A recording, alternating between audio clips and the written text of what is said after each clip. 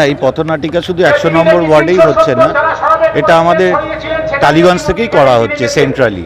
টালিগঞ্জে যেখানে যেখানেই ক্যান্ডিডেটের মিটিং হচ্ছে সেখানেই আমরা এই পথনাটিকা এবং ওই ছোট একটি ডান্স প্রোগ্রাম আমরা উপস্থাপনা করছি। এবার 2 আর 3-এর লড়াই। আমরা 1 নম্বর স্থান নিয়ে আমাদের কোনো ডাউট নেই, আমরা একে ছিলাম, একে আছি, একে থাকবো।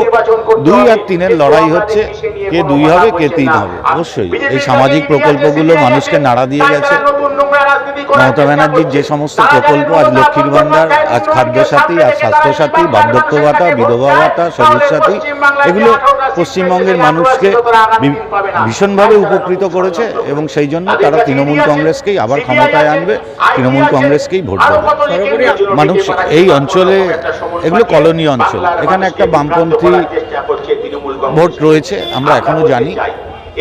আমরা খালি বলবো বামপন্থীদের কুমিরের কান্না মানুষ যেন কান্না দেয়, কারণ মানুষ তাদের 34 বছর সুযোগ দিয়েছিল, তারা কি করেছে মানুষ দেখেছে।